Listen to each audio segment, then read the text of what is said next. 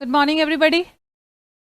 आज हम लोग एक नया चैप्टर कर रहे हैं, चैप्टर 4, जिसका नाम है government policies for business growth. Screen पे आपको इंस्टीट्यूट का मटेरियल दिख रहा है, वो सब ओपन कर लीजिए। आइए सबसे पहले जानते हैं गवर्नमेंट पॉलिसीज बिजनेस ग्रोथ के लिए क्या क्या बनाती है। इस चैप्टर में हम क्या जानने वाले हैं, हमारी गवर्नमेंट जो है हमारे बिजनेस को ग्रो करने के लिए वैरायटी ऑफ पॉलिसीज बनाती है। उन सबको हमें डिटेल में पढ़ना है कि गवर्नमेंट की पॉलिसीज का हमारे बिजनेस पे क्या इन्फ्लुएंस होता है। यहाँ पे गवर्नमेंट पॉलिसीज का सबसे पहले हम लोग हिस्ट्री जानेंगे, क्या उसका हिस्टोरिकल स्केच रहा है। एशियन इंडिया में हमारा गवर्नमेंट पॉलिसी क्या था, इंडिया अंडर ब्रिटिश में हमारा गवर्नमेंट पॉलिसी क्या था, इंडिपेंडेंस के बाद हमारा पॉलिसी क्या हुआ, इसके बारे में हमें डिटेल में जानना है। देर आफ्टर हम लोग जानेंगे भाई मैक्रो पॉलिसी क्या है, इकोनॉमिक चेंजेस क्या हुआ, liberalisation, privatisation, IFDI and OFDI के बारे में।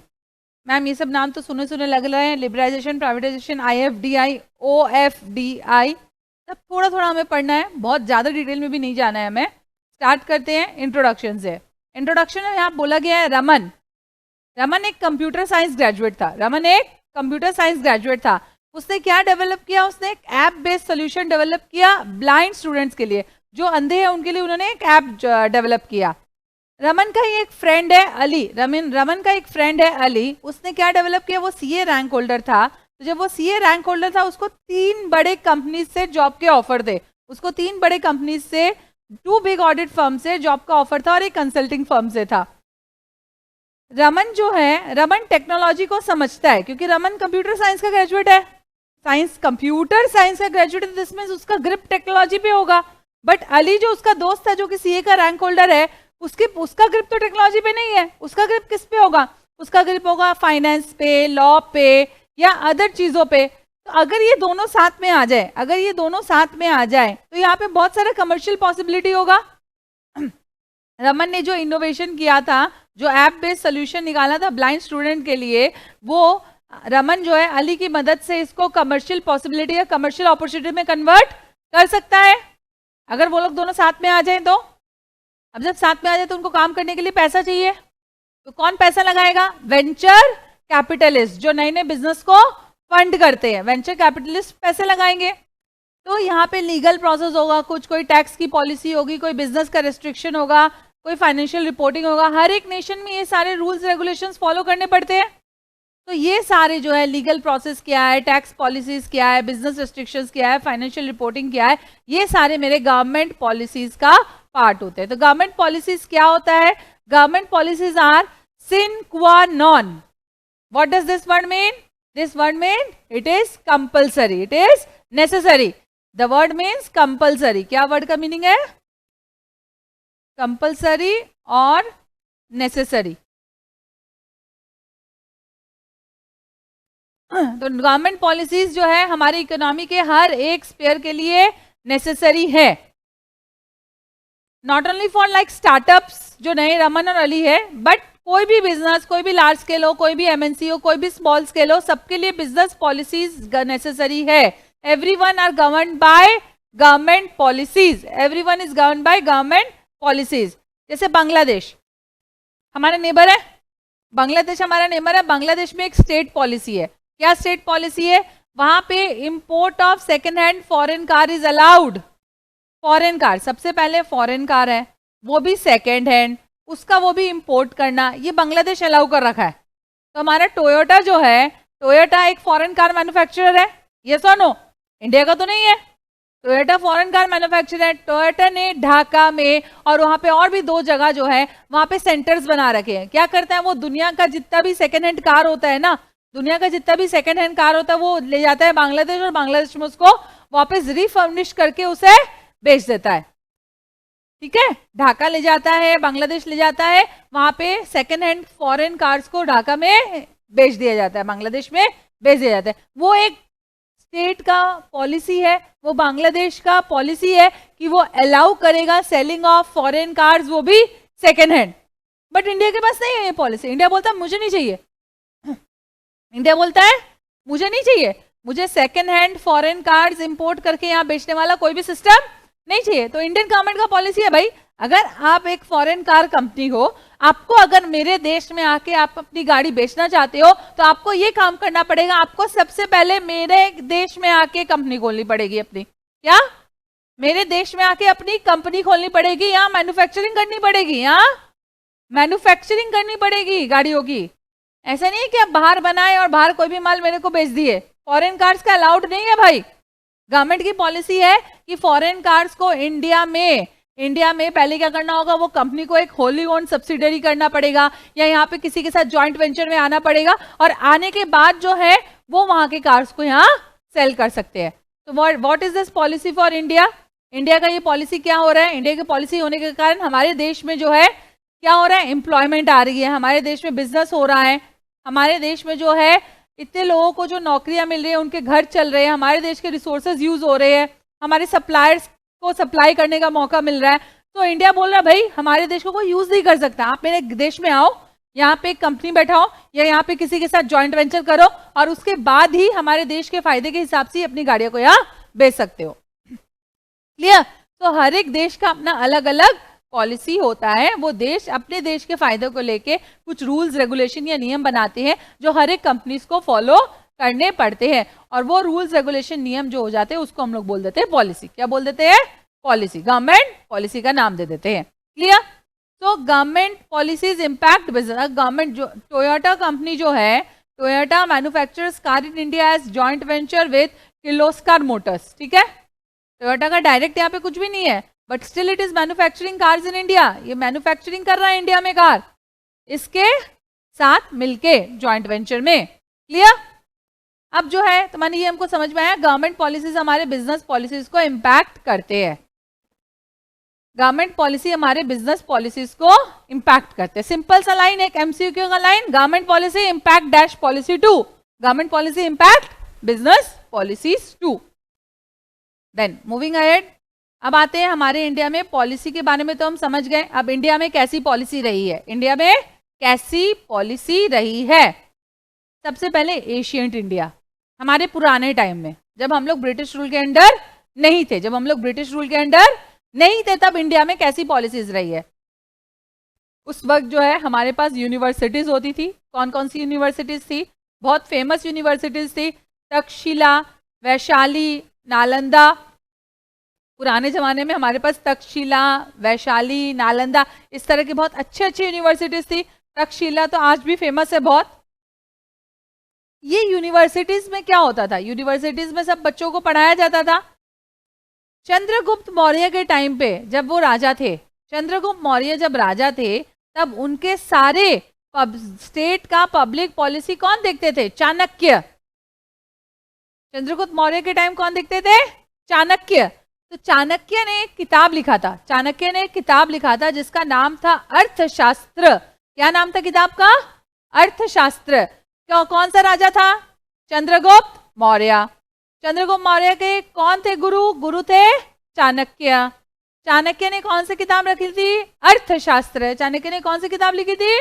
अर्थशास्त्र। ये अर्थशास्त्र क्या था? ये अर्थशास्त्र मेरा बताता था कि भाई मेरे स्टेट का क्या पब्लिक पॉलिसी है। It was a conceptual framework of state craft and public policy. ठीक है, तो एशियंट इंडिया में under emperor Chandragupta Maurya, under the Guru of Chanakya, हमारा एक पब्लिक पॉलिसी का एक बुक लिखा गया था जो चाणक्य जी ने लिखा था, और उसका नाम था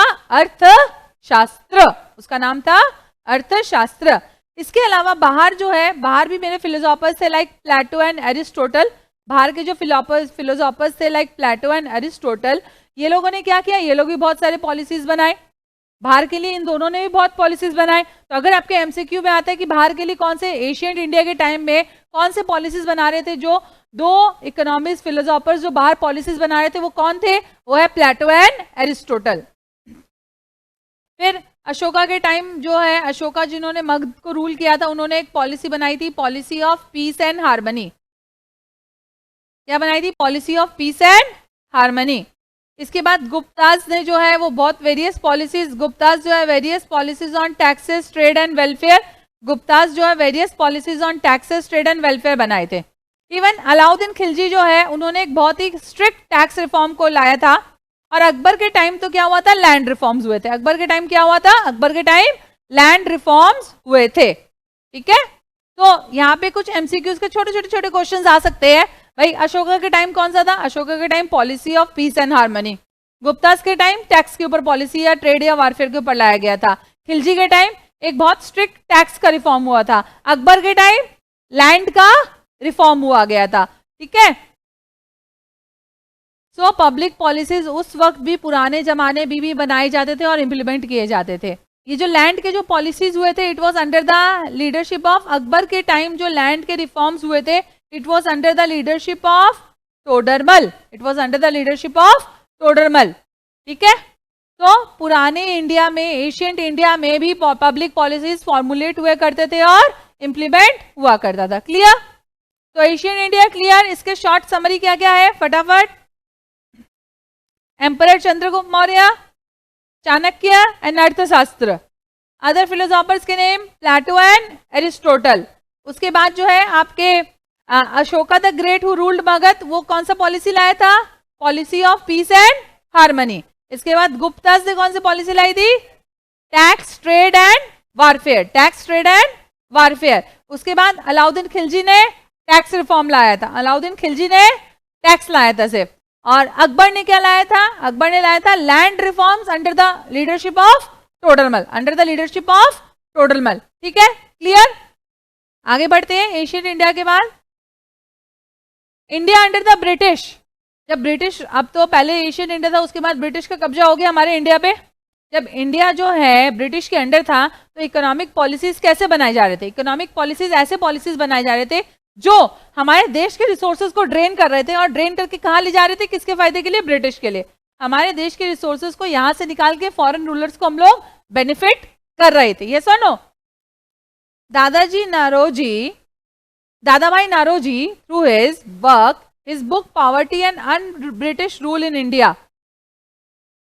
दादाभाई नौरोजी ने with his book named Poverty and Un-British Rule in India, उन्होंने drain of wealth from India into Britain के बारे में यहाँ पे सबको बारे में बताया कि भाई इंडिया से कैसे जो है वेल्थ जो है इंडिया से ब्रिटेन में शिफ्ट किया जा रहा है। तो Dadabhai Naoroji, MCQ question, book का नाम poverty and un British rule in India. Again एक एमसीक्यू क्वेश्चन, ये बुक किस बारे में बात करता था, ये बुक बात करता था drain of wealth from India to Britain. ठीक है, यहां पर during the British time what happened, zamindari system था। मैक्सिमम रेवेन्यू इंडियन पेजेंट से ले लिए जाते थे और ब्रिटिश सारा चीज अपने अंडर, अपने कंट्रोल में रखता था। British in India was just fulfil the duty of police state, माने वो सिर्फ maintenance of internal order and defence कर रहा था। उसकी पॉलिसीज जो थी वो क्या थी, वो इकोनॉमिक फ्रीडम काट रही थी इंडियन पीपल के इकोनॉमिक फ्रीडम को काट रही थी। वो इजीली कोई भी बिजनेस नहीं कर पा रहे थे और जो भी पैसा बिजनेस कर रहे थे उसका आधा से ज्यादा पैसा तो वो गवर्नमेंट को टैक्स में दे रहे थे। ठीक है, लेकिन जब इंडिया इंडिपेंडेंस हुआ तो उसके बाद क्या पॉलिसीज आई, जब इंडिया इंडिपेंडेंट हुआ तो उसके बाद क्या पॉलिसीज आई, देखते हैं। 1947 में स्टार्ट हुआ सब बनना। हम लोग सबसे पहला हमारे एक इंडस्ट्रियल पॉलिसी लेके आए। फर्स्ट इंडस्ट्रियल पॉलिसी कब आया मेरा, 1948 में। कब आया अगेन एन एमसीक्यू क्वेश्चन, हमारा फर्स्ट इंडस्ट्रियल पॉलिसी कब आया, 1948 में, जिसमें बोला कि भाई अब जो है इसमें कि इंडिया में भी अच्छे इंडस्ट्रीज होने चाहिए, तभी इंडिया का इकोनॉमिक ग्रोथ होगा। हमने preamble to the constitution of India कब अडॉप्ट किया, 1950 में, जिसमें बोला गया हर एक पर्सन के पास एक राइट है बिजनेस करने का, ट्रेड करने का, ये हमारा फंडामेंटल राइट है। तो हमने जब हमने ये कॉन्स्टिट्यूशन ऑफ इंडिया को अडॉप्ट किया, उसके साथ हमने क्या लाया, हम लाए इकोनॉमिक प्लानिंग, जिसको हम लोग बोलते हैं first 5 year plan. 5 year plans लेके आए थे हम लोग 5 ईयर प्लान्स लेके आए थे and it was launch in the year 1951। First 5 year plans कब आए, 1951। उसके बाद इंडस्ट्रियल पॉलिसी रिजोल्यूशन 1956 में आया, जो कि बोल रहा था कि भाई अब गवर्नमेंट जो है वो डायरेक्ट ओन करेगा बिजनेस थ्रू डिपार्टमेंटल अंडरटेकिंग्स। माने इंडस्ट्रियल पॉलिसी रिजोल्यूशन 1956 आया, उसमें ये चीज बोला गया था कि भाई देखो अभी तो लोगों के पास इतना पैसा नहीं है, लोगों को हमें बिजनेस कराना है, तो हर जगह गवर्नमेंट अपना पैसा लगाएगा और सारे इंडस्ट्रीज को सेटअप करेगा और इंडस्ट्रीज में कामकाज करवाएगा। So this means this was an era of what, this was a socialist economic system. Socialist माने everything was under the control of government या पब्लिक सेक्टर. क्या? तो 3-4 डिकेड्स जो है इंडिया का, जो फर्स्ट 3-4 डिकेड्स आया, माने पहला 30 साल जो था आफ्टर इंडिपेंडेंस 1950 से 1980-90 का जो पीरियड था, it was which era? Socialist era. It was which era? Socialist era, जहां पे सब चीज गवर्नमेंट के कंट्रोल में था. अगेन एक एमसीक्यू का क्वेश्चन है कि पहले इंडिया में ये 1990 से पहले कौन सा इकोनॉमिक सिस्टम चलता था? भाई सोशलिस्ट इकोनॉमिक सिस्टम चलता था, सब चीज गवर्नमेंट के कंट्रोल में रहता था. ठीक है. What was dominant at that time? Public sector undertakings. Public sector undertakings माने गवर्नमेंट की कंपनियां. और अगर कोई भी इंडस्ट्री सेट करना है किसी को भी, तो उसे क्या लेना पड़ता था? लाइसेंस. उसे क्या लेना पड़ता था? वेरी गुड, लाइसेंस लेना पड़ता था. ठीक है. उसके बाद 1990s का एरा आया, माने एक एरा 1990 से पहले, जहां पे सोशलिस्ट इकोनॉमिक सिस्टम था, अगर कुछ भी काम करना है तो सरकार से लाइसेंस लो. ठीक है. अब उसके बाद 1990 आया. 1999 में हम लोग न्यू इकोनॉमिक पॉलिसी बनाने लगे. It was an era of liberalisation, privatisation and globalisation. LPG, liberalisation, privatisation and globalisation. तो 1990 के बाद जो है हम लोग इकोनॉमिक पॉलिसीज में फॉलो करने लगे लिबरलाइजेशन, प्राइवेटाइजेशन एंड ग्लोबलाइजेशन. ठीक है. माने दिस मीन्स हम लोग 1990 से पहले जो है हम लोग मार्केट मैकेनिज्म्स पे ऊपर इतना फोकस नहीं करते थे. लेकिन 1990 के बाद हम लोग क्या चीज पे फोकस करने लगे? प्राइवेट मार्केट मैकेनिज्म का. अगेन एक इंपॉर्टेंट एमसीक्यू का क्वेश्चन. माने 1990 से पहले क्या था? पब्लिक सेक्टर अंडरटेकिंग्स थी. लेकिन 1990 के बाद प्राइवेट सेक्टर अंडरटेकिंग्स को हम लोग बोल रहे थे, प्रोत्साहन दे रहे थे कि आप अच्छे से काम करो. पहले जो है मार्केट मैकेनिज्म नहीं था. सरकार जो सामान बनाता है, कभी डिमांड और सप्लाई मैच करा के प्राइस करके देता था? नहीं. सरकार तो भाई ठीक है भाई सस्ते में दे दो, कोई दिक्कत नहीं है. गवर्नमेंट से जो शहद आता था, गवर्नमेंट के जो कपड़े आते थे, वो सब कितने रीजनेबल दाम में मिलते थे, बट कॉस्ट तो उसका कितना ज्यादा था. All those way loss making PSUs, public sector undertakings loss कर रहे थे. तो 1990 के बाद ये मार्केट मैकेनिज्म का कॉन्सेप्ट भी चालू हुआ. पहले मार्केट मैकेनिज्म का कॉन्सेप्ट नहीं था. ठीक है. पहले गवर्नमेंट जो बोल देती थी वही हो जाता, जो दाम सेट कर देती थी वही हो जाता था. क्लियर. लेकिन उसके बाद 1990 के बाद प्राइवेट सेक्टर को हम लोग बढ़ाए, हम लोग मार्केट मैकेनिज्म को बढ़ाए. क्लियर एकदम. तो on the basis of this हम लोग डिफरेंस कर लेते हैं दोनों पॉलिसीज में. दो टाइम के एरा में पॉलिसीज में क्या क्या डिफरेंस था? हाँ, ये policy regime of mid 50s, माने this is 50 to 90 and this is after 90 till date. This is 90 till date. ठीक है. तो क्या क्या था? इकोनॉमिक सिस्टम कैसा था पहले? भाई सोशलिस्ट इकोनॉमिक सिस्टम था, सब चीज पब्लिक सेक्टर करती थी, गवर्नमेंट मेन कंट्रोल में था. लेकिन अब क्या है? मिक्स्ड इकोनॉमिक, पब्लिक और प्राइवेट दोनों है. Dominant instrument of economic governance कैसे करते थे? पहले हम लोग 5 ईयर प्लान होते थे, जो 1951 में हमने फर्स्ट 5 ईयर प्लान सेट किया था. इकोनॉमिक प्लानिंग होता था पहले. अब लेकिन 5 ईयर प्लान और सब खत्म. पहले प्लानिंग कमीशन होता था, यस और नो. लेकिन अब ये सब कुछ भी नहीं है. अभी क्या है? नीति आयोग. क्या है? नीति आयोग. तो अब जो है मार्केट मैकेनिज्म है. देन गवर्नमेंट का क्या रोल रहा बिजनेस में? पहले गवर्नमेंट ही सब कुछ देखता था, बोले सब जो भी काम करना है सरकारी कंपनियां करेगी. लेकिन अब क्या है गवर्नमेंट का रोल? भाई अब गवर्नमेंट का रोल है स्टेट ओनरशिप ऑफ बिजनेस. क्या भाई? कहीं कहीं गवर्नमेंट का पार्टिसिपेशन है, सब तो प्राइवेट प्लेयर्स के हाथ में जा चुके हैं. पहले कैसी इकोनॉमी होती थी? क्लोज्ड इकोनॉमिक पॉलिसी होती थी.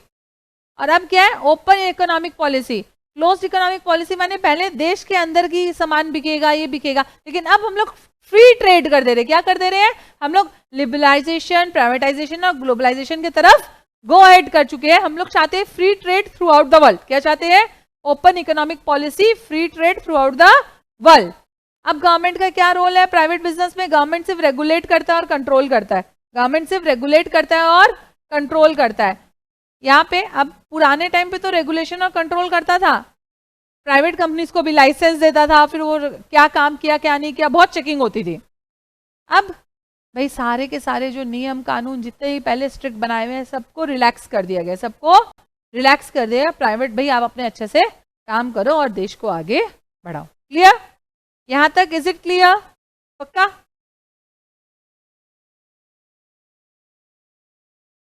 ये एक आपको केस स्टडी दिया है. नेक्स्ट ये जो चार्ट दिखा रहा है स्क्रीन पे, इस केस स्टडी में बोला गया है कि economic policies as lived experience. आप अपने पेरेंट्स या ग्रैंड पेरेंट्स के साथ बैठिए और बैठ के आप उनके लाइफ और अभी के लाइफ में क्या चेंज हुआ है इसके बारे में डिस्कस करिए और लिखिए।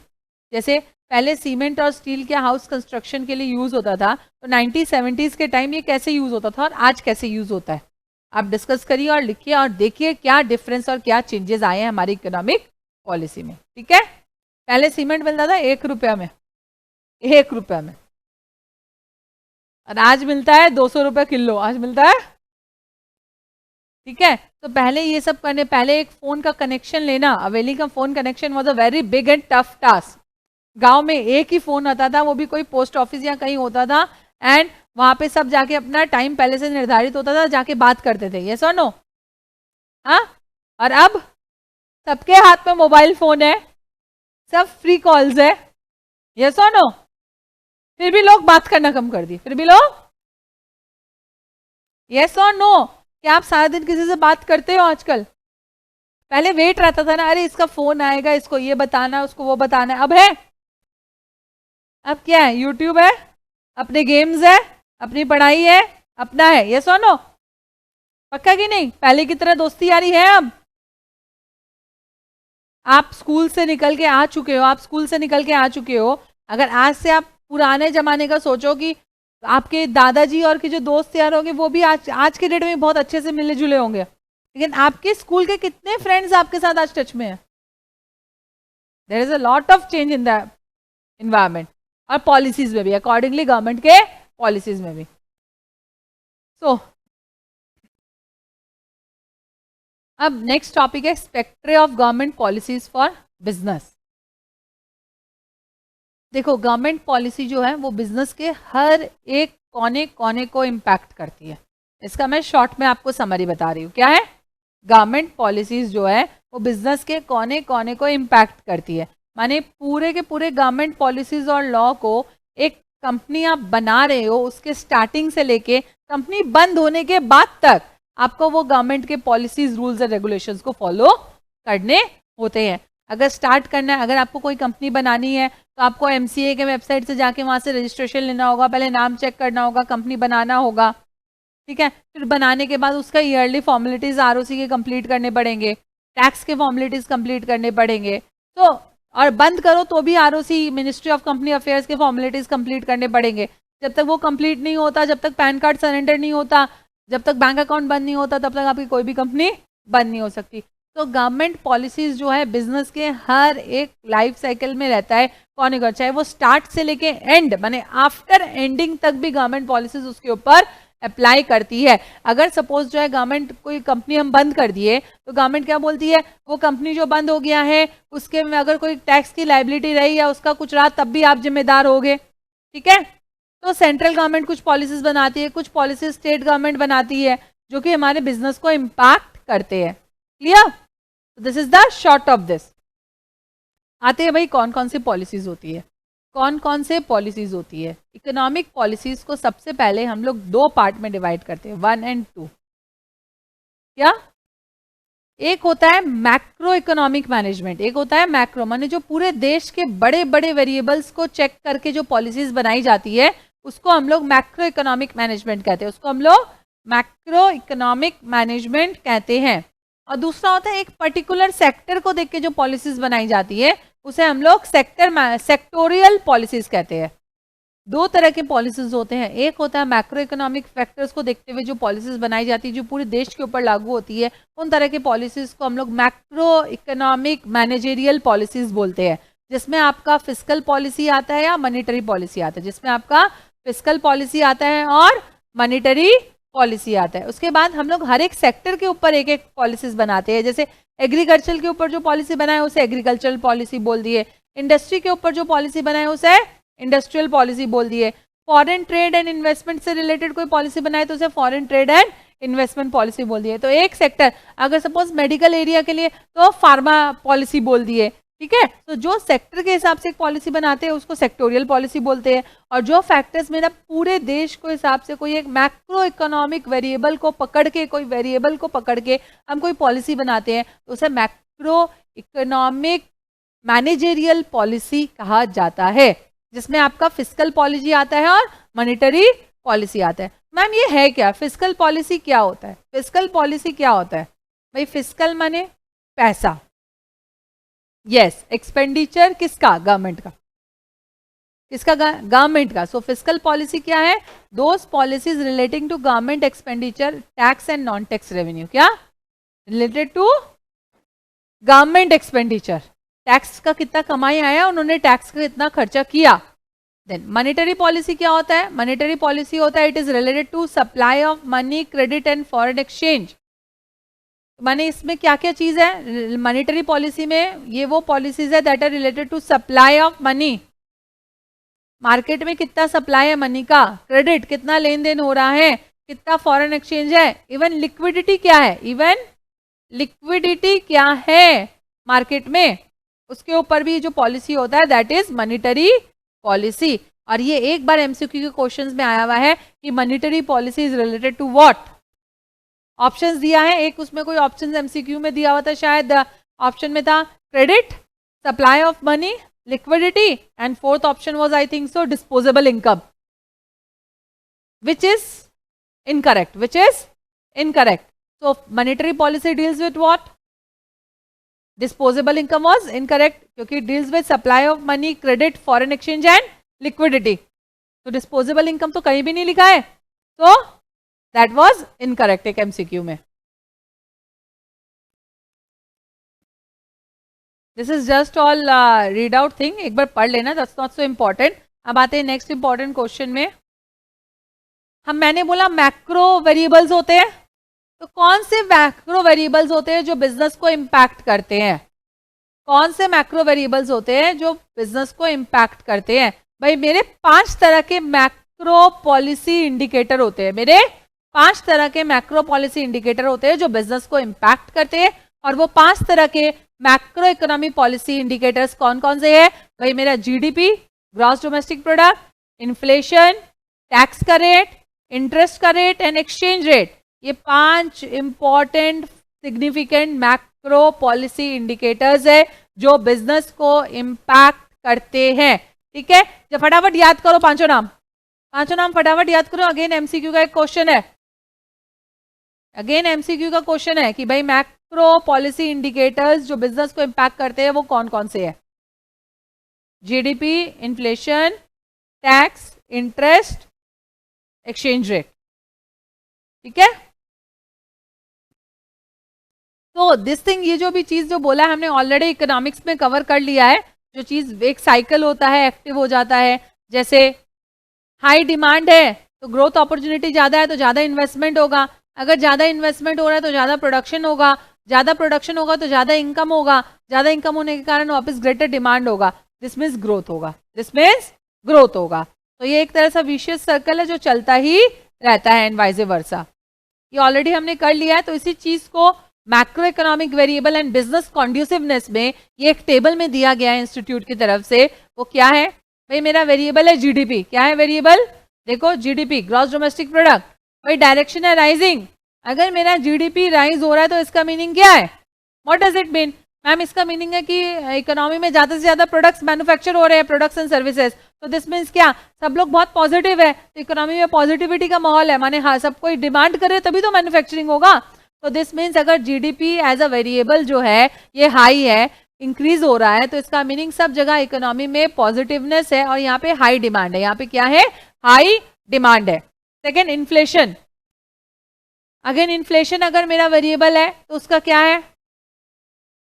इन्फ्लेशन कब होता है? जब मेरा सप्लाई और डिमांड में गैप होता है। जब मेरा supply is greater than demand तब मेरा इन्फ्लेशन होता है। जब वो इन्फ्लेशन मेरा मॉडरेट है तो माने गैप मेरा बहुत ज्यादा नहीं है, तो this means what?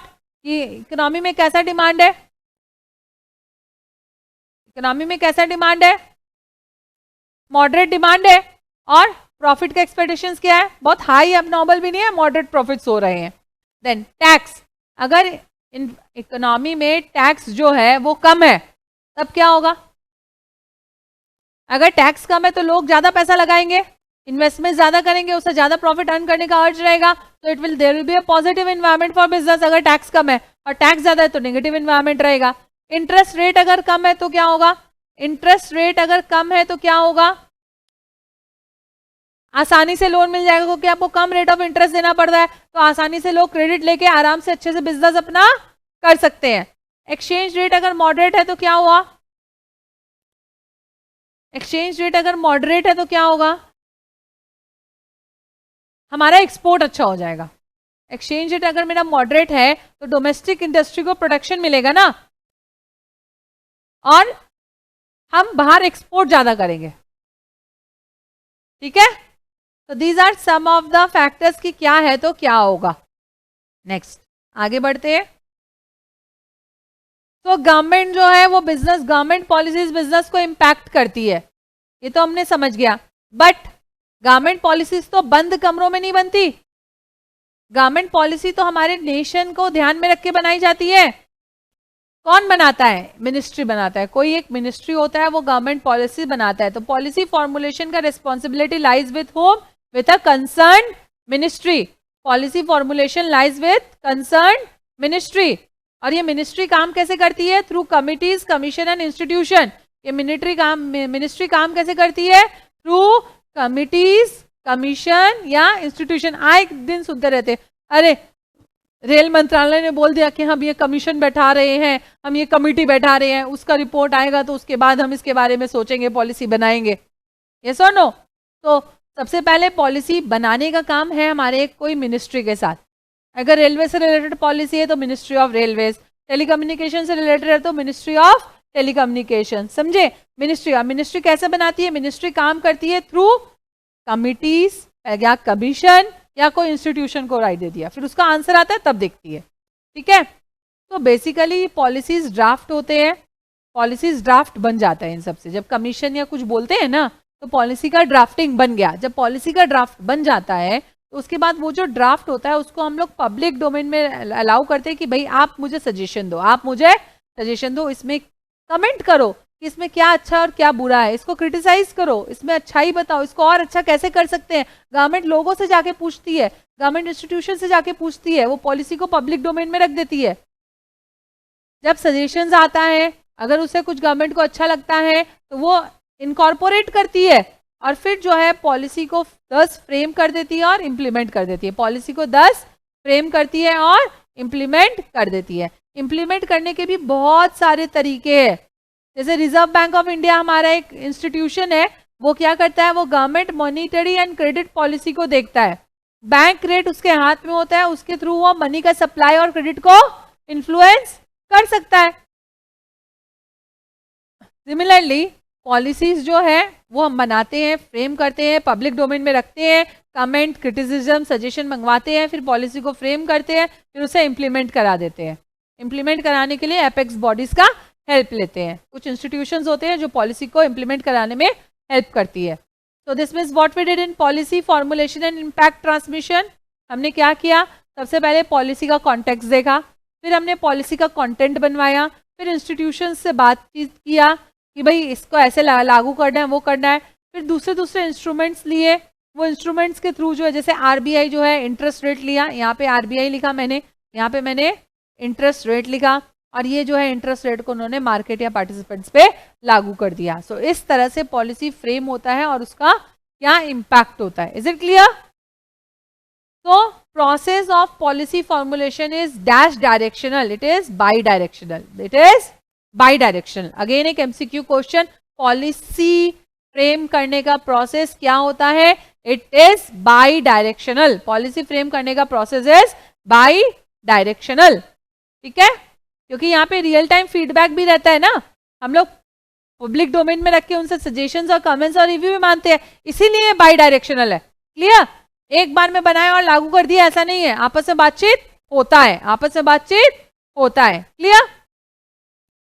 So we completed one part, we completed one part. अब हम लोग मूव अहेड करते हैं आगे पार्ट में। Types of government policies, government policy का basics, ancient India, history, everything this is clear. Okay, is it clear? पक्का? कुछ पूछना है यहां तक? नहीं? आगे बढ़े। गवर्नमेंट पॉलिसीज जो है वो बेसिकली बिजनेस पे क्या इंपैक्ट देती है उससे रिलेटेड 4 तरह की होती है। गवर्नमेंट पॉलिसीज कितने तरह की होती है? 4। 4 इन नंबर। क्या 4 है? नाम फटाफट। एमसीक्यू का अगेन एक क्वेश्चन, कितने तरह के गवर्नमेंट पॉलिसीज होती है? भाई 4 तरह की होती है। From the perspective of their impact on business, 4 categories में हम गवर्नमेंट पॉलिसी को डिवाइड कर सकते हैं। क्या क्या है? प्रोटेक्टिव, रेस्ट्रिक्टिव, रेगुलेटिव, फैसिलिटेटिव या development. Protective, restrictive, regulative and facilities वाला फैसिलिटेटिव या डेवलपमेंट। तो चारों नाम सबसे पहले याद करिए। कुछ डेवलप, प्रोटेक्ट करना, फिर रेस्ट्रिक्ट करना, फिर रेगुलेट करना, फिर फैसिलिटेट करना या डेवलप करना। जैसे फॉर एग्जाम्पल आप लोग भी जब छोटे होते हो, टॉडलर्स होते हो, तो यार पेरेंट्स प्रोटेक्ट यू, यस और नो? अभी तक प्रोटेक्ट करते हैं। आपके लिए रेस्ट्रिक्टिव पॉलिसीज होती है, भाई रात के 10 बजे से पहले पहले घर में आ जाना है, यस और no? You have restrictive policies. Then regulatory policies होती है, भाई आपको ये काम ऐसे करना है, आपको इतना बजे खाना खाना है, आपको इतना बजे पढ़ाई करना है, एक्सेट्रा। देन आपको फर्दर हेल्प करने के लिए आपके लिए फैसिलिटेटिव पॉलिसीज होती है, भाई इसको तो बहुत दूर जाना पड़ता है पढ़ाई करने के लिए, इसको एक स्कूटी खरीद के ला देते हैं, फैसिलिटेटिव पॉलिसी। तो हर एक जगह पॉलिसीज लगती है। बिजनेस पॉलिसीज, गवर्नमेंट भी हमें 4 तरह की पॉलिसीज बना के देती है, that is protective, restrictive, regulative and facilitative या डेवलपमेंट पॉलिसीज। तो आते हैं सबसे पहले पॉलिसी पे, जो कि है मेरा प्रोटेक्टिव पॉलिसी, जो कि है मेरा प्रोटेक्टिव पॉलिसी। तो नाम से ही समझ में आ रहा है प्रोटेक्ट करना। तो किसे प्रोटेक्ट करेगी गवर्नमेंट? बिजनेस को। गवर्नमेंट किसे प्रोटेक्ट करेगी? बिजनेस को, ताकि वो बिजनेस अपने आप को चालू रख सके, सुचारू रूप से चालू रख सके और वो ग्रो कर सके। तो protective policies are those policies that aim to provide protection to business, that aim to provide protection to business so that वो अपने आप को सस्टेन कर सके और ग्रो कर सके।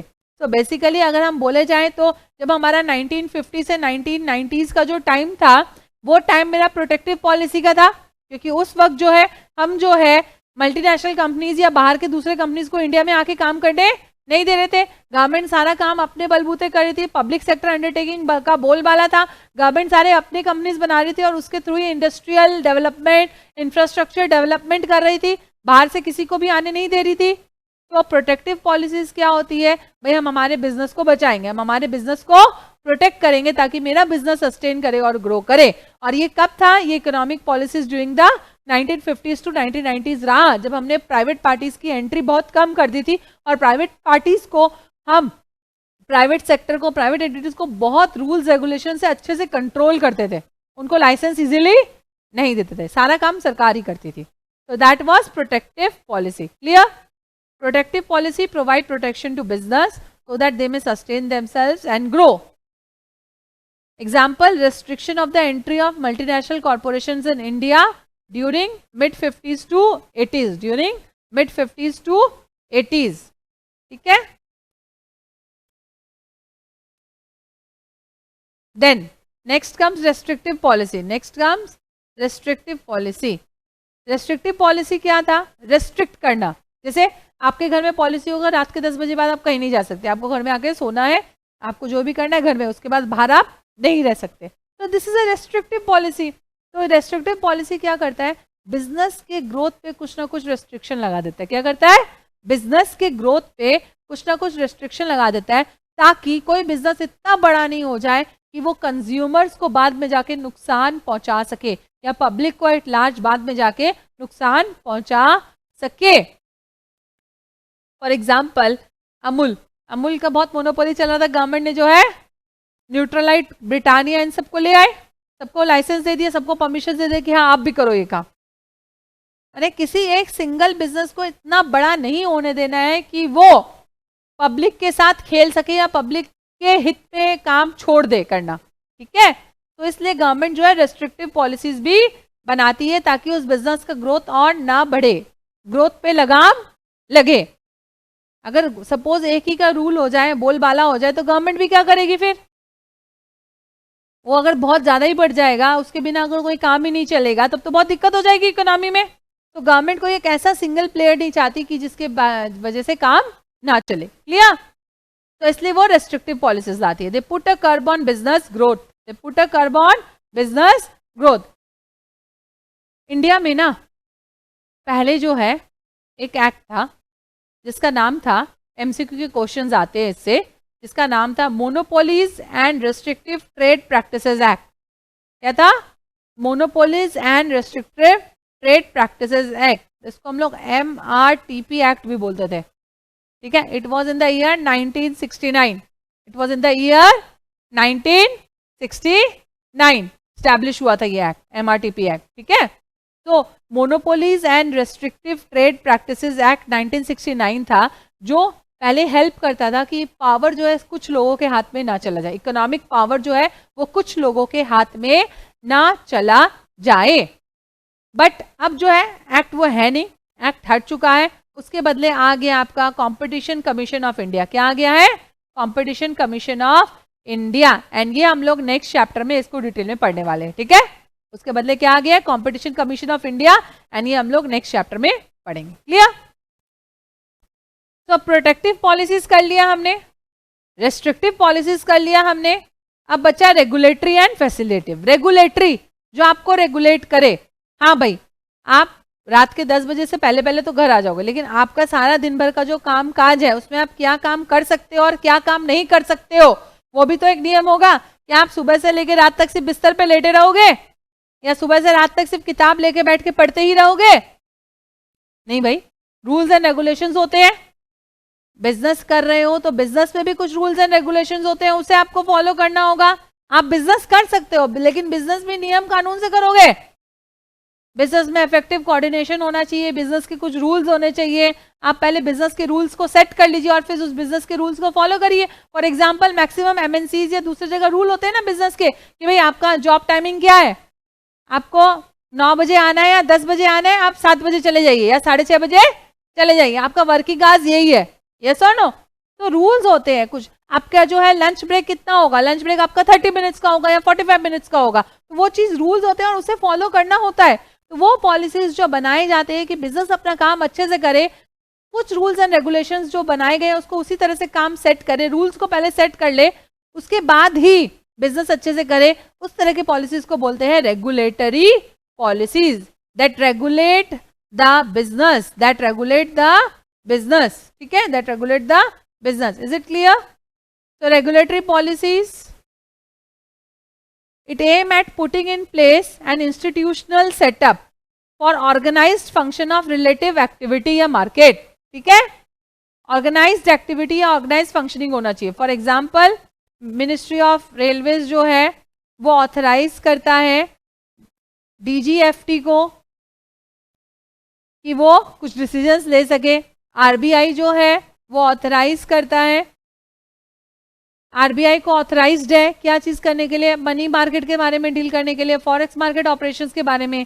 सेबी जो है वो एपेक्स बॉडी है जो रेगुलेट करता है capital, equity, bond and derivative market.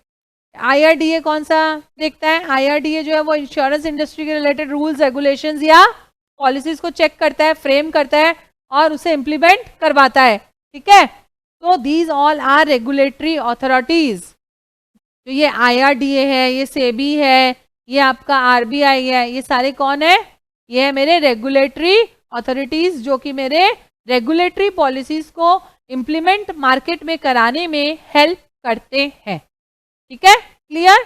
तो रेगुलेटरी पॉलिसीज हो गया। अब रेगुलेटरी पॉलिसीज के बाद फोर्थ वन वाज फैसिलिटेटिव या डेवलपमेंट पॉलिसी। जब मैं ये आपको वर्ड बोल रही थी, मैंने आपको एग्जांपल बोला था, आपको क्लासेस आना है तो आपके पेरेंट्स ने आपको क्या दे दिया? स्कूटी। क्या दे दिया? स्कूटी। माने आपको जो काम करना है उसको काम करने के लिए, इजी बनाने के लिए आप जो एक्टिविटी करते हैं उसे हम लोग फैसिलिटेटिव या डेवलपमेंट पॉलिसीज कहते हैं। यहाँ पे हमने क्या किया? यहाँ पर हमने डेवलप किया MSME। MSME क्या है? Micro small medium enterprise. जैसे हम, मेरा जो इंस्टीट्यूट है इट इज ऑल्सो MSME, इसका रजिस्ट्रेशन होता है, हमारा प्रॉपर रजिस्ट्रेशन लिया हुआ है। मेरा जो इंस्टीट्यूट है it is also an MSME। तो फैसिलिटेटिव या डेवलपमेंट पॉलिसीज में मतलब छोटे छोटे बिजनेस को प्रमोट करने के लिए, बढ़ाने के लिए ये लोग MSME लाए हैं, जो कि एक एग्जांपल है फैसिलिटेटिंग पॉलिसी। इवन एक मोदी आने के बाद एक फैसिलिटेटिंग पॉलिसी है मेक इन इंडिया। क्या है? Make in India. ये भी एक फैसिलिटेटिंग या डेवलपमेंट पॉलिसी है जो अपने देश को बढ़ाएगा आगे बिजनेस में टर्म में। इसके अलावा एक और जो पॉलिसी है नेशनल स्किल्स डेवलपमेंट कॉरपोरेशन। एक और कौन सा है? National skills development corporation.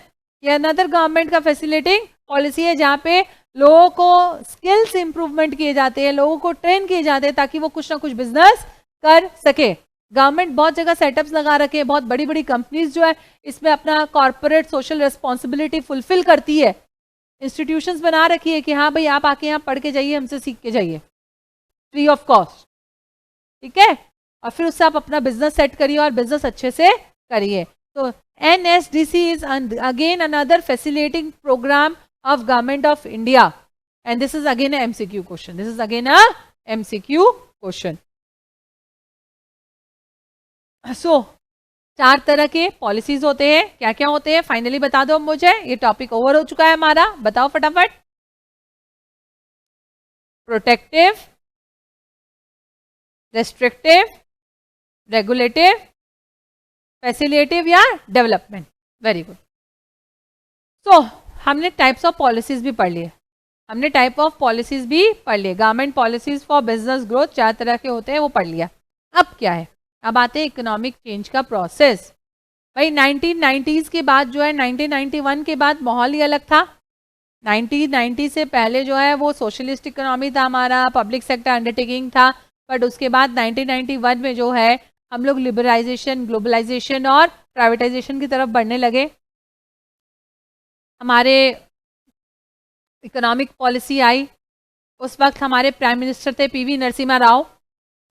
PV Narasimha Rao, उन्होंने ये LPG के पॉलिसीज को बहुत सपोर्ट किया। तो अब आते हैं ये सिंगल सिंगल वर्ड्स को पढ़ने के लिए कि इकोनॉमिक चेंज का प्रोसेस कैसे हुआ और आज के दिन हम यहाँ कैसे खड़े हैं। इंडिया के इंडस्ट्री को डेवलप करने के लिए 1991 में न्यू इकोनॉमिक पॉलिसी लाई गई थी। क्या? न्यू इकोनॉमिक पॉलिसी, जहाँ पर मोटो था कि भाई हमें LPG को फॉलो करना है, लिबरलाइजेशन, प्राइवेटाइजेशन एंड ग्लोबलाइजेशन को फॉलो करना है। हम लोग को प्राइवेट इंक्रीज करना है, पब्लिक सेक्टर अंडरटेकिंग्स का कंट्रोल को कम करना है, और हमें हमारे इंडियन इकोनॉमी में फॉरेन कैपिटल लाना है। हमें हमारे इंडियन इकोनॉमी में फॉरेन कैपिटल लाना है, फॉरेन इन्वेस्टमेंट्स भी लाने हैं। तो सबसे पहले आते हैं वर्ड लिबरलाइजेशन पे। सबसे पहले आते हैं लिबरलाइजेशन। लिबरलाइज करना माने टू रिमूव या और लूजन रेस्ट्रिक्शन। जो भी रोक टोक है, जो भी रेस्ट्रिक्शंस है, या तो उसको ढीला करिए या उसे हटा दीजिए। लिबरलाइजेशन का मीनिंग होता है रिमूव या लूजन योर रेस्ट्रिक्शन। कैसे होता है? पहले हम लोग हर एक जगह लाइसेंस दिखाइए, परमिट दिखाइए बोलते थे ना, अब क्या कर रहे हैं भाई, हटाई दो, डिसमेंटल कर दो, क्या डीरेगुलेट कर दो, डिसमेंटल कर दो, डीरेगुलेट कर दो, हटा दो ये सब चीजें, लाइसेंस, परमिट, ये सब जो कंडीशंस है ये सब हटा दो। आसानी से किसी भी कंपनी जो काम करना चाहे उसे इजी अप्रूवल दो, इजी अप्रूवल दो। सिस्टमेटिक लूजन करो, लेजिस्लेटिव और एडमिनिस्ट्रेटिव कंट्रोल ओवर बिजनेस। तो लिबरलाइजेशन क्या है? लिबरलाइजेशन मीन्स टू रिमूव या लूजन रिस्ट्रिक्शंस, लाइसेंसिंग, परमिट राज, ये सबको हटाओ, इजी इजी कंपनी को अप्रूवल दो, जल्दी जल्दी अप्रूवल दो ताकि वो आके बिजनेस अच्छा से करे। ठीक है, क्लियर? तो अगर देखा जाए तो लिबरलाइजेशन का डेफिनेशन क्या है? Liberalisation is a systematic process of enlargement and enhancement of the freedom of private sector in the economy। एक सिस्टमेटिक प्रोसेस जहां पर हम हमारे इकोनॉमी में प्राइवेट सेक्टर को बोल रहे हैं कि भैया आओ और हमारे यहाँ काम करो और बढ़ो और हमारे देश को भी बढ़ाओ। ठीक है, इवन डिफेंस सेक्टर भी प्राइवेट के लिए खोल दिया गया था। ठीक है, इवन डिफेंस सेक्टर भी प्राइवेट पार्टीज के लिए खोल दिया गया है। तो अगेन हम economic reforms in India since 1991 from Montek Ahluwalia की किताब से ये लिया गया है। ठीक है, जर्नल से लिया गया है। ये क्या लिया गया है इसको एक बार पढ़ लेते हैं फटाफट। इंडस्ट्रियल लिबरलाइजेशन इन इंडिया कैसे हुआ? इंडस्ट्रियल लिबरलाइजेशन इन इंडिया कैसे हुआ? पहले सारी सेक्टर्स सब पब्लिक सेक्टर अंडरटेकिंग्स थी। ठीक है, बेसिकली 18 इंडस्ट्रीज हमारे पहले जो है वो पब्लिक सेक्टर अंडरटेकिंग्स थे। कितनी? 18। बट आफ्टर 1990 माने ये जो NEP आया ना, नेशनल इकोनॉमिक पॉलिसी 1991 जो आया आपका 1991, उसमें दिस 18 को रिड्यूस होके कितना हो गया? 3। कितना? अब 3 जगह से पब्लिक सेक्टर अंडरटेकिंग रहेगी। क्या? बाकी सबको हमने प्राइवेटाइज करने के लिए सोच लिया, हमने अलाउ कर दिया, बाकी सब में प्राइवेट सेक्टर प्लेयर्स को हम लाके उसमें कामकाज करने का परमिट दे दिए, 3 को छोड़ के। क्या 3 था? डिफेंस, एयरक्राफ्ट एंड वारशिप, जंग जो जहाज बनाते हैं या जो शिप्स बनाती है वो सारी जो कंपनीज है वो मेरे पब्लिक सेक्टर अंडरटेकिंग होगी। एटॉमिक एनर्जी जनरेशन, जो मेरा न्यूक्लियर पावर के, जो मेरे एटॉमिक एनर्जीज के जो भी मेरे सेंटर्स है वो सारे के सारे गवर्नमेंट ही रहेंगे, पब्लिक सेक्टर रहेंगे। और रेलवे ट्रांसपोर्ट जो है ये भी मेरा गवर्नमेंट रहेगा। पब्लिक सेक्टर में 3 रहेगा, पहले हमारे 18 थे, पहले हम लोग के 18 थे जो पब्लिक सेक्टर में ही थे, लेकिन हमने 15 का वापस डीरेगुलेशन कर दिया, वहां से रूल्स रेगुलेशन हटा के उसे प्राइवेट सेक्टर को वहां प्रोत्साहन देने लग गए। सिर्फ 3 गवर्नमेंट ऑफ इंडिया ने अपने हाथ में रखा, वो 3 क्या है? Defence, aircraft and warship, atomic energy and railway transport, ये गवर्नमेंट ने अपने हाथ में रखा। फिर इंडस्ट्रियल लाइसेंसिंग होता था, ठीक है, पहले कोई भी इंडस्ट्री सेट करना तो पहले जाके इंडस्ट्री सेट करने का लाइसेंस लेना पड़ता था सेंट्रल गवर्नमेंट से। लेकिन जो ये चेंज आया एनईपी का, उसमें जो है अब बोले भाई ये इंडस्ट्रियल लाइसेंसिंग और खत्म। क्या? इंडस्ट्रियल लाइसेंसिंग और खत्म, आपको हर जगह जा जाके इंडस्ट्रियल लाइसेंस नहीं लेना होगा, except for a few industries जो हमारे नेशन को खराब कर सकता है, except for a few industries जो हमारे नेशन को खराब कर सकता है। वो क्या क्या है? Alcohol, cigarette, industrial explosive, aerospace, drug and pharma. ये सारे इंडस्ट्रीज को अभी भी इंडस्ट्रीज के बनाने के लिए लाइसेंस लेना पड़ता है, और बाकी सब जगह से industrial licensing by central government abolish हो चुका है। वो कौन कौन सा इंडस्ट्रीज है जिसको आज भी इंडस्ट्रीज बनाने सेटअप करने के लिए लाइसेंसिंग चाहिए? वो है alcohol, cigarette, industrial explosive, aerospace, drug and pharmaceuticals. ठीक है, इसको अभी भी लाइसेंस लेना पड़ता है। क्यों लेना पड़ता है? सपोज एरोस्पेस इंडस्ट्री है, एरोस्पेस इंडस्ट्री को क्यों इंडस्ट्रियल लाइसेंसिंग लेना पड़ता है? अगर इसको प्राइवेटाइज पूरा कर दिए, बिना लाइसेंस के, बिना रेगुलेशन के कर दिए, तो हमारा जो एयर स्पेस है उसमें कोई भी कंपनी काम करेगी, कोई भी ड्रोन चलाएगी, कुछ भी होगी, तो हमारे नेशनल सिक्योरिटी पे इम्पैक्ट आ सकता है।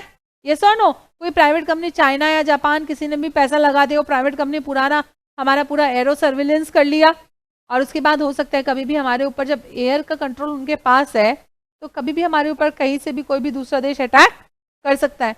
तो इसलिए ये 5 इंडस्ट्रीज बेसिकली जो कि हमारे नेशनल सिक्योरिटी के लिए इंपॉर्टेंट है, उन पे अभी भी इंडस्ट्रियल लाइसेंसिंग होती है। ठीक है,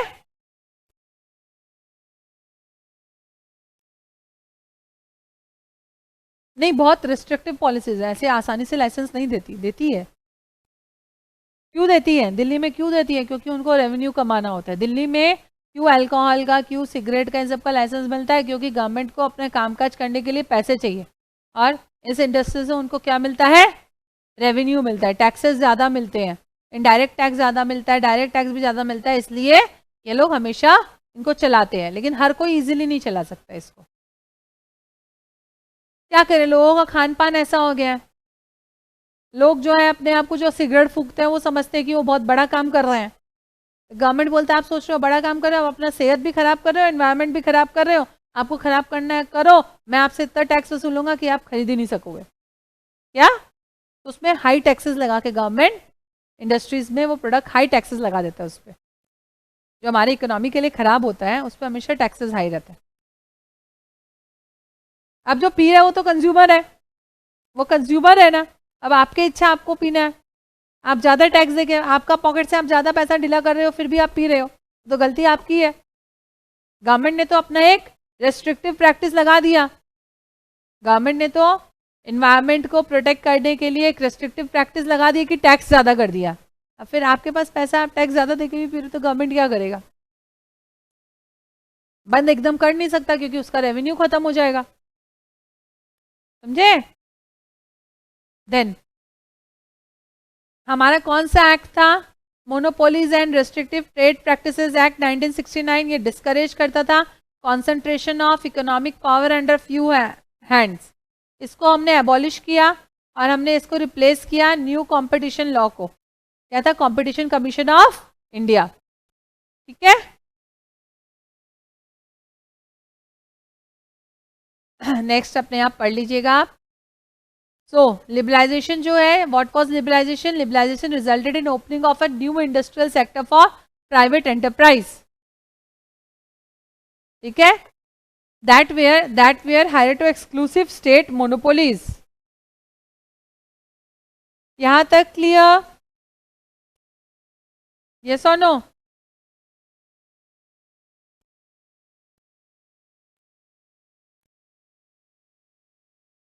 आई already written the meaning of the word हायरेटो, वैसे आपको पता है, आप लोग लॉ में पढ़ चुके हो, ठीक है। तो लिबरलाइजेशन इज डन। लिबरलाइजेशन के बाद प्राइवेटाइजेशन, लिबरलाइजेशन के बाद कम्स प्राइवेटाइजेशन। प्राइवेटाइजेशन क्या है? प्राइवेटाइजेशन एक स्ट्रैटेजी है जो कि पहले बाहर एक्सपेरिमेंट हुआ था वेस्टर्न वर्ल्ड में। During the prime ministership of Mrs Margaret Thatcher, British coal mines को सबसे पहले प्राइवेटाइज किया गया था। उसके बाद national health care services and school education services privatise किया गया था। अरे यार, बाहर क्या प्राइवेटाइज किया गया, उससे हमें क्या लेना देना, हमें तो इंडिया से मतलब है यार, क्यों बताते हैं लोग इतना बाहर के बारे में? हम हमारे देश के बारे में ही जान लें, हमारा इतना बड़ा नॉलेज एशियन इंडिया का है, वही जान ले, बहुत बड़ी बात है। लेकिन हमेशा बाहर बाहर बाहर, ठीक है भाई, मटेरियल में दिया तो पढ़ना तो पड़ेगा। तो व्हाट इज प्राइवेटाइजेशन? भाई ओनरशिप का स्ट्रक्चर चेंज कर दिए। क्या किए? ओनरशिप का स्ट्रक्चर चेंज कर दिए। Privatisation refers to a managerial approach of changing the ownership structure of one और मोर गवर्नमेंट ओन्ड इंस्टीट्यूशन। पहले गवर्नमेंट के कंट्रोल में था, अब गवर्नमेंट के कंट्रोल से निकाल के हम लोग प्राइवेट हैंड्स में दे देंगे। जब हम प्राइवेट हैंड्स में देंगे तो क्या होगा? वहाँ फ्लेक्सिबिलिटी ज़्यादा होगा, वहाँ पे नए नए इनोवेशंस होंगे, खर्चे कम में होगा। तो एम्प्लॉय, लेकिन इसका एडवर्स इम्पैक्ट क्या होता था? एम्प्लॉय के ऊपर इसका एडवर्स इम्पैक्ट होता था। एम्प्लॉय का मॉरल खराब हो जाता था, तो उसे लगता था मेरी नौकरी कभी भी चले जाए, उनको जॉब सिक्योरिटी नहीं लगता था। प्लस प्राइवेटाइजेशन करने से क्या हुआ भाई? अकाउंटेबिलिटी आ जाती थी। हाँ भाई, आप जिम्मेदार हो इस चीज़ के लिए, वरना पहले सरकारी डिपार्टमेंट का तो कोई भरोसा ही नहीं था, सब राम भरोसे ही चल रहा था वहां पे। यस और नो? कोई फाइल मिलती नहीं, इवन फाइल आप लोग को ही खोज के देनी पड़ती थी। क्वालिटी इन प्रोडक्शन भी अच्छा होगा, सर्विस भी अच्छा होगा, तो प्राइवेटाइजेशन जो है वो सक्सेसफुल होगा। तो इंडियन कॉन्टेक्स्ट में प्राइवेटाइजेशन करना इजी नहीं रहा, क्योंकि इंडिया के पास क्या थे? Loss making public sector undertakings थे और कुछ few profit making public sector undertakings थे। जो प्रॉफिट सेक्टर जैसे ऑयल के जो अंडरटेकिंग्स थे, जो माइंस वाले अंडरटेकिंग्स थे, उन सबको तो लोग इजीली प्राइवेट सेक्टर लेना चाह रहा था। लेकिन जो कंपनीज मेरे लॉस कर रहे थे, वो लॉस वाली कंपनी को कोई लेना नहीं चाह रहा था, कोई प्राइवेट सेक्टर उसमें पैसा लगाना नहीं चाह रहा था। तो ये एक बहुत बड़ा इंडिया के लिए था। There had been many takers for surplus making industries like oil, drilling and refinery companies. One in mineral extracting like Steel Authority of India, National Mineral Development Corporation. इन सब के लिए तो बहुत लेने वाले थे, लेकिन लॉस मेकिंग PSUs के लिए कोई नहीं था। तो गवर्नमेंट ने क्या डिसाइड किया? गवर्नमेंट ने डिसाइड किया कि पहले हम लॉस मेकिंग PSUs को पूरा बेचेंगे और प्रॉफिट मेकिंग और बैंक को धीरे धीरे प्राइवेटाइज करेंगे, धीरे धीरे हमारे हाथ से कंट्रोल छोड़ेंगे। तो प्राइवेटाइजेशन होने के कारण क्या हुआ? प्राइवेटाइजेशन होने के कारण जो है हमारा ECQ हुआ। क्या हुआ? ECQ हुआ। इसको बोलते हैं efficiency, competition and quality. Efficiency बढ़ी, कंपटीशन बढ़ा और अच्छा क्वालिटी सामान मिलने लगा। प्राइवेटेशन होने के कारण क्या हुआ? मार्केट में जो है ECQ हुआ, माने एफिशिएंसी आया प्रोडक्शन में, क्वालिटी अच्छा सामान मिलने लग गया और मार्केट में अच्छे से कंपटीशन होने लगा। ठीक है, तो प्राइवेटाइजेशन तो हमने ये पढ़ लिया, लेकिन प्राइवेटाइजेशन के 4 टाइप्स होते हैं। प्राइवेटाइजेशन के ये इंपॉर्टेंट क्वेश्चन है, again this is again a important part, basically MCQs यहाँ से आते हैं। प्राइवेटाइजेशन के जो है अगेन 4 प्रोमिनेंट टाइप्स होते हैं। प्राइवेटाइजेशन के 4 प्रोमिनेंट टाइप्स होते हैं। क्या है? वेरी इंपॉर्टेंट, इसको आराम से समझना और कंफ्यूज मत होना। People get confuse between divestment and disinvestment. ठीक है, सबसे पहला डेलीगेशन, सेकेंड है डाइवेस्टमेंट, थर्ड है displacement and fourth is disinvestment. तो प्राइवेटाइजेशन के 4 टाइप्स है। प्राइवेटाइजेशन के 4 टाइप है। पहला टाइप डेलीगेशन, डेलीगेशन में क्या होता है, डेलीगेशन में गवर्नमेंट बोलती है भाई जिम्मेदारी मेरी, सारी जिम्मेदारी मेरी, भाई मैं तुमको ऑथराइज करता हूं तुम ये मेरे बिहाफ पे काम करके दो, मैं तुमको ऑथराइज करता हूं तुम मेरे बिहाफ पे ये काम करके दो, सारी की सारी जिम्मेदारी मेरी। तो यहाँ पे डेलीगेशन में गवर्नमेंट क्या कहती है, गवर्नमेंट बोलती है भाई रेस्पॉन्सिबिलिटी मेरी, आप प्राइवेट एंटरप्राइज हो, आप मेरे साथ जुड़ो, आप मेरे साथ जुड़ के आप मेरा ये काम करके दो, चाहे वो कोई प्रोडक्ट का गुड्स या डिलीवरी हो, चाहे फुल्ली हो कि पार्शियली हो। फॉर एग्जाम्पल गवर्नमेंट जो है, म्यूनिसिपल कॉर्पोरेशन ऑफ दिल्ली है, वो किसी प्राइवेट कॉन्ट्रैक्टर के साथ जुड़ गई, वो किसी प्राइवेट कॉन्ट्रैक्टर के साथ जुड़ गई। म्यूनिसिपल कॉर्पोरेशन ऑफ दिल्ली बोलता है कि दिल्ली की रख रखाव साफ सफाई की जिम्मेदारी मेरी, प्राइवेट कॉन्ट्रैक्टर को कॉन्ट्रैक्ट दे दिया, प्राइवेट कॉन्ट्रैक्टर को कॉन्ट्रैक्ट दे दिया कि भाई इस एरिया का पूरा गार्बेज कलेक्शन और वेस्ट मैनेजमेंट का जिम्मेदारी तुम्हारा, इस एरिया का पार्किंग का जिम्मेदारी तुम्हारा। मैंने गवर्नमेंट कंट्रोल अपने हाथ में रखा, रिस्पॉन्सिबिलिटी अपने हाथ पे रखा, लेकिन अपने साथ कुछ प्राइवेट प्लेयर्स को साथ में खड़ा कर लिया, उसको या तो फुल्ली ओनरशिप दे दिया या प्राइवेट ओनरशिप दे दिया, आइदर थ्रू कॉन्ट्रैक्ट या आइदर थ्रू फ्रेंचाइजी या आइदर थ्रू कोई ग्रांट, और बोला कि भाई आप ये काम करो। तो government keeps hold of responsibility and private enterprises handle fully और partially the delivery of the product. There is active involvement by government. Delegation में there is active involvement by government. Delegation happens through contract, franchisee और grant. ठीक है, तो this is known as delegation. Privatization का पहला type delegation. Clear delegation? Next, delegation के पास divestment. Divestment क्या होता है? भाई गवर्नमेंट बोलता है भाई हाँ मुझे पता है मैं मालिक हूँ, एक काम करो आप थोड़े से शेयरों का मालिक बन जाओ, क्या आप थोड़े परसेंटेज के मालिक बन जाओ, आप जो है मालिक बन जाओ। तो गवर्नमेंट क्या करती है, सरेंडर कर देती है पार्शियल ओनरशिप। गवर्नमेंट क्या करती है, पार्शियल ओनरशिप को सरेंडर कर देती है, पार्शियल ओनरशिप को सरेंडर कर देती है और रेस्पॉन्सिबिलिटी को भी सरेंडर करती है। जितना ओनरशिप दे देती है उतना रेस्पॉन्सिबिलिटी भी सरेंडर कर देती है। भाई मैं तो मेरे पहले गवर्नमेंट उस कंपनी में 100% थी, गवर्नमेंट ने सपोज किसी को 49% बेच दिया या सपोज 51% बेच दिया, तो गवर्नमेंट बोलता है भाई मैं तो मेरे 51% के लिए जिम्मेदार हूँ या तो मैं तो मेरे 49% के लिए जिम्मेदार हूँ, बाकी सब बैलेंस जिम्मेदारी आपकी। ठीक है, तो गवर्नमेंट क्या करती है, सरेंडर कर देती है partial ownership and responsibility and sale कर देती है मेजोरिटी स्टेक टू वन और more private party in course of time. जैसे फॉर एग्जाम्पल धीरे धीरे जो है कोई एक कंपनी है उसको पहले धीरे धीरे प्राइवेटाइज करना शुरू की, और जब वो थोड़ा प्राइवेटाइज हो गया, अच्छा काम करने लग गया, तो किसी एक बड़ा प्राइवेट पार्टी को उसको मेजोरिटी बेच देती है। ठीक है, तो that is divestment. Third, displacement. Private enterprise बढ़े, एक्सपैंड करे एक्सपैंड करे एक्सपैंड करे और अल्टीमेटली गवर्नमेंट से पूरा का पूरा कंट्रोल अपने हाथ पे ले ले। क्या प्राइवेट पार्टी को उस सेक्टर में लेके आती है, डिस्प्लेसमेंट माने प्राइवेट पार्टी को उस सेक्टर में लेके आती है जिसमें पहले गवर्नमेंट का बोलबाला है, जिसमें पहले गवर्नमेंट का बोलबाला है। प्राइवेट पार्टी धीरे धीरे आके उस सेक्टर में काम करती है, गवर्नमेंट अपने हाथ खींचती रहती है और प्राइवेट पार्टी को एक्सपैंड करने देती है, प्राइवेट पार्टी को एक्सपैंड करने देती है। गवर्नमेंट अपने हाथ पीछे खींचती रहती है बिजनेस से और प्राइवेट पार्टी धीरे धीरे एक्सपैंड होता रहता है। जब प्राइवेट पार्टी एक्सपैंड होता रहता है तो अल्टीमेटली कंट्रोल जब प्राइवेट पार्टी के हाथ में चला जाता है तो वो गवर्नमेंट के मोनोपोली को चैलेंज कर देता है और अल्टीमेटली वो मोनोपोली गवर्नमेंट का खत्म हो जाता है और वो प्राइवेट सेक्टर उसको रिप्लेस कर देता है। ये बहुत हुआ था आपके इसमें बीएसएनएल और एमटीएनएल टेलीकम्युनिकेशन सेंटर में। पहले क्या होता था, बीएसएनएल और एमटीएनएल होता था ना, बट धीरे धीरे प्राइवेट पार्टीज का इन हुआ, प्राइवेट पार्टी एक्सपैंड की। आज आपको बीएसएनएल और एमटीएनएल दिखता है रेयरली, क्या दिखता है रेयरली। इसका एक और एग्जाम्पल है डिस्प्लेसमेंट का, हमारा जो रिलायंस ग्रुप है,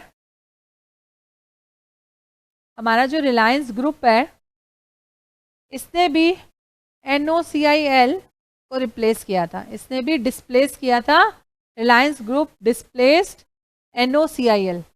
जैसे यहाँ BSNL और MTNL का एग्जांपल दिया ना कि BSNL और MTNL की गवर्नमेंट मोनोपोली को खत्म किया गया था by the private players like Jio, Airtel, Vodafone, idea. अब प्राइवेट प्लेयर एक्सपैंड कर गए और उसके बाद गवर्नमेंट का कुछ बोलबाला नहीं रहा, अब गवर्नमेंट की कंपनी को सरवाइव करने में भी मुश्किल हो रही है। ठीक है, वैसे ही रिलायंस ग्रुप भी था, ये एक MCQ के क्वेश्चन में भी आया हुआ है। रिलायंस ग्रुप ने NOCIL को डिस्प्लेस किया था। Clear? Then fourth is disinvestment.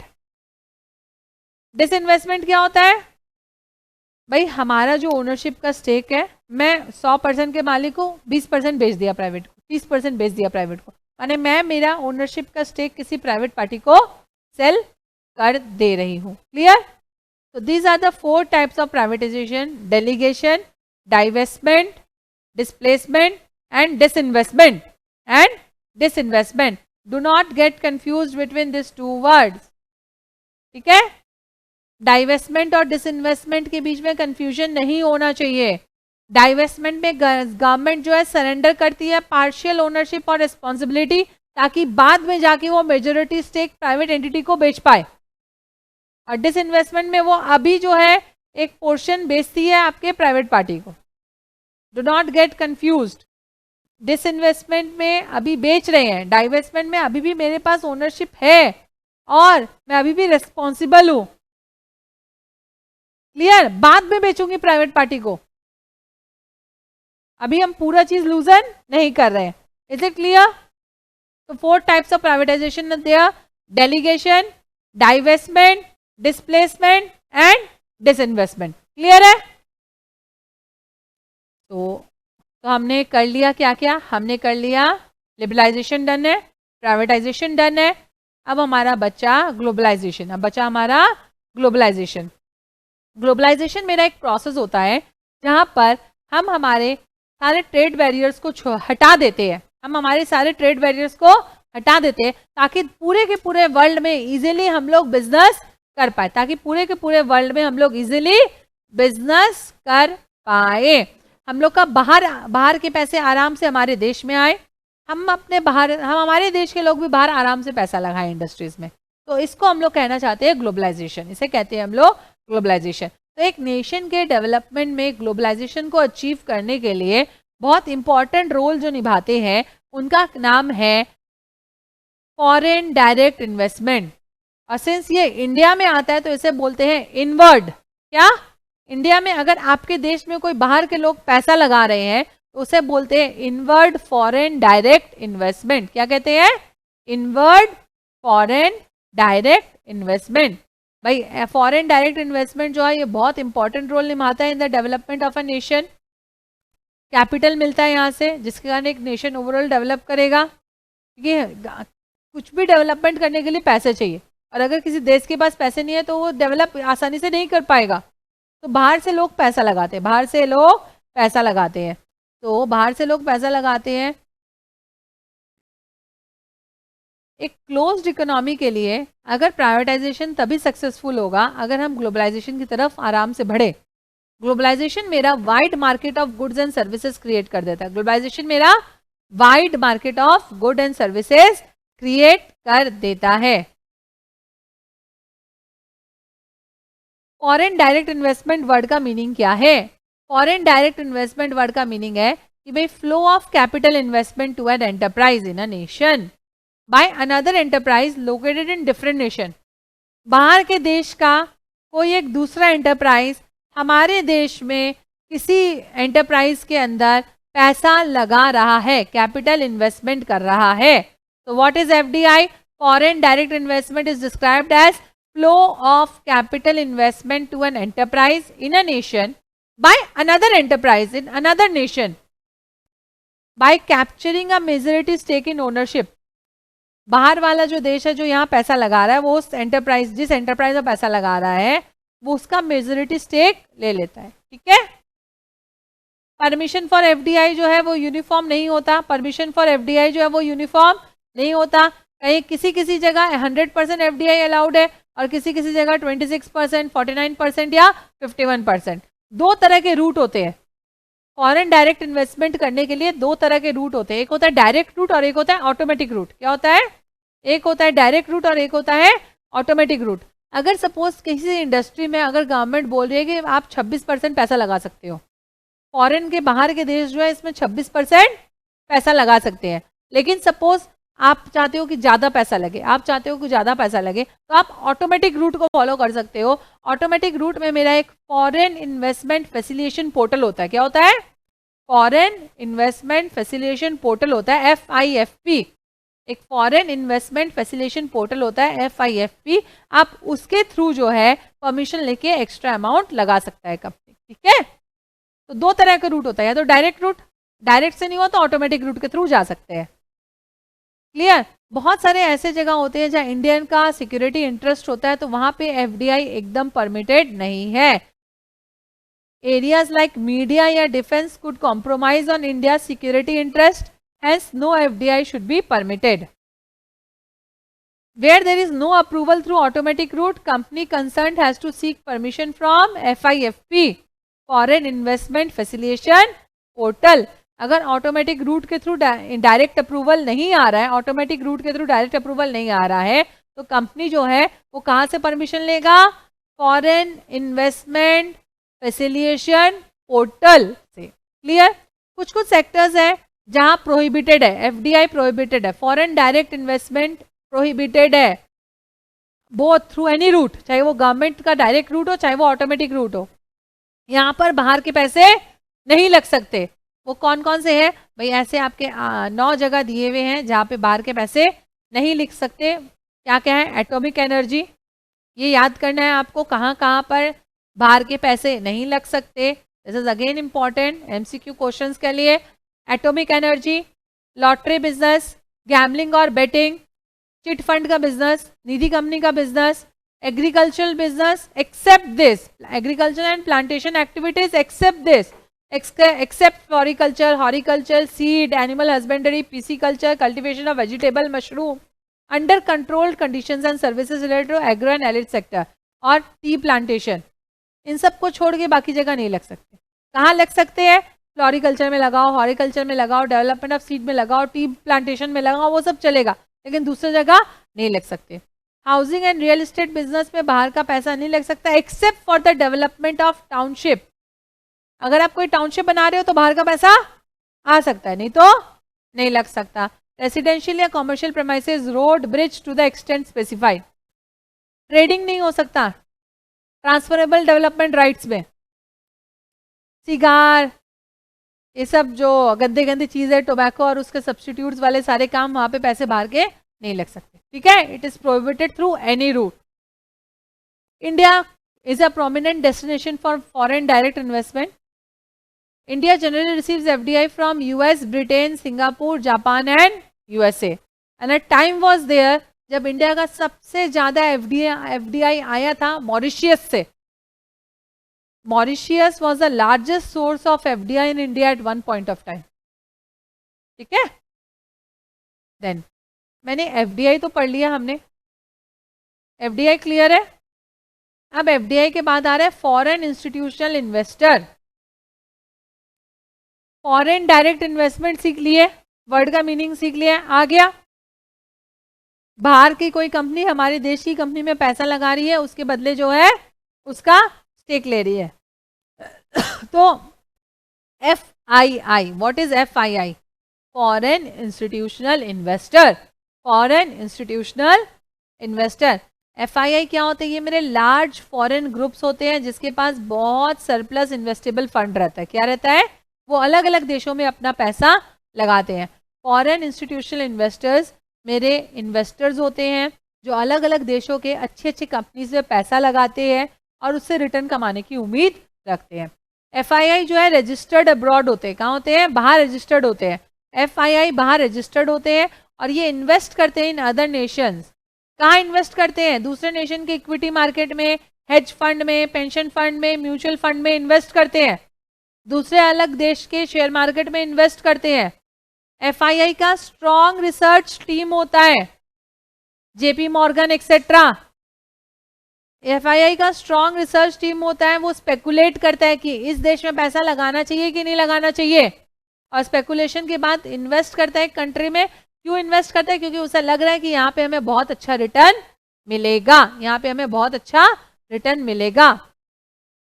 तो FII क्या होते हैं? They are large foreign group with substantial investment funds जो इन्वेस्ट करते हैं दूसरे नेशन के मार्केट्स में, चाहे वो इक्विटी मार्केट हो कि हेज मार्केट हो या इक्विटी फंड्स हो या म्यूचुअल फंड हो, with a motive to earn profit in future. आज पैसा लगाएंगे, बाद में बेच के पैसा निकाल के ले जाएंगे जब प्रॉफिट होगा। क्लियर? तो एक बात बताओ, हम एज अ गवर्नमेंट अगर हम है, हम क्या चाहेंगे? एफडीआई चाहेंगे कि एफआईआई चाहेंगे? एफडीआई चाहेंगे कि एफआईआई चाहेंगे? जी हाँ, हम एज अ गवर्नमेंट एफडीआई चाहेंगे ओवर एफआईआई। एफआईआई क्या है? आज पैसा लगाया कल निकाल के चला जाएगा, जिस दिन निकालेगा उस दिन शेयर मार्केट धड़ाम गिर जाएगी। एफडीआई क्या है भाई? एक वहां का एंटरप्राइज यहाँ के एंटरप्राइज में अपना स्टेक खरीद रहा है, पूरा पैसा लगा रहा है, वो बिजनेस को बढ़ाने की कोशिश करेगा। तो गवर्नमेंट जो है, government look for FDI investment over FII investment. ठीक है, clear? Last but not the least, इस चैप्टर को खत्म करने का जो लास्ट टॉपिक है वो है investment from India abroad. Investment from India abroad, OFDI। Starting में आपने क्या पढ़ा था? यहाँ पर स्टार्टिंग में आपने पढ़ा था IFDI, यस और no? IFDI, this was inward foreign direct investment in India, जो इंडिया में पैसा लगाया। अब OFDI क्या हो गया भाई? OFDI क्या हो गया? माने भाई इन्वेस्टमेंट फ्रॉम इंडिया अब्रॉड, माने इंडिया के लोग बाहर पैसा लगा रहे हैं। क्या कर रहे हैं? इंडिया के लोग बाहर पैसा लगा रहे हैं, उसे OFDI कहते हैं, उसे OFDI कहते हैं। माने this is what? Nothing but outward FDI। क्या? This is nothing but outward FDI। ठीक है, तो Indian firms also invest abroad, that investment is known as, that investment is known as outward FDI or OFDI, investment from India abroad या outward FDI। बहुत सारी company से हमारे बाहर पैसे लगा रखे हैं, जैसे फरवरी 2020 में भारतीय एयरटेल ने इतना रुपया मॉरिशियस में लगाया, PVR सिनेमास ने श्रीलंका में लगाया, सन फार्मा ने चाइना में लगाया। रिजर्व बैंक ने डाटा रिलीज किया कि investment by Indian firms in foreign countries in January 2020 rose by 40% to $2.1 billion on a yearly basis. Tata ने बाहर पैसा लगाया, मित्तल और हमारे स्टील कंपनी से बाहर पैसे लगाए, सेरम इंस्टीट्यूट ऑफ इंडिया और ये लोग ने बाहर पैसे लगाए। तो FDI भी आ रहा है और OFDI भी हो रहा है। So this leads to globalization of market. This leads to globalization of market. ठीक है, so we finish this chapter. हमने ये चैप्टर कंप्लीट कर लिया है। Now when we finish one chapter, it's time for MCQ. It's time for MCQ. तो आप फटाफट इसके MCQs दिए हुए हैं, सॉल्व करिए अपने आप। From whatever you have learned in this class, please solve all this. करिए solve, start.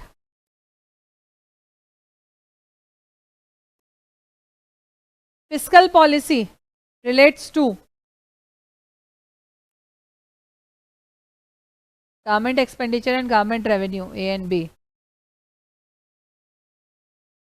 Find the odd one out.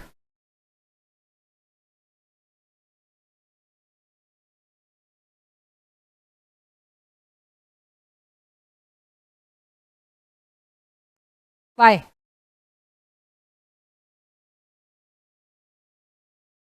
Very good, चलो फटाफट सॉल्व करो, लिमिटेड क्वेश्चंस है।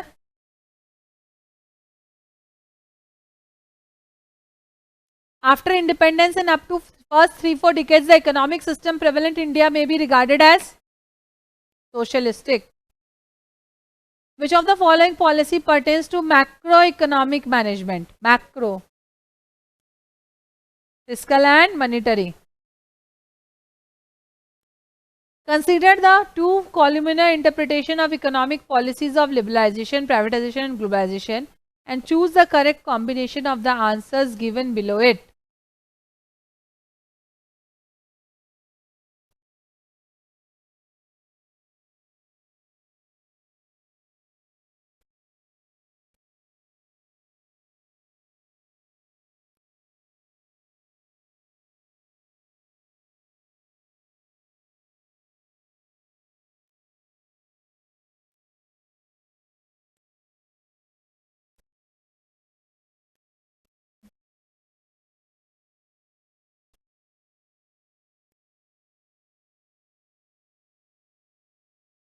ठीक,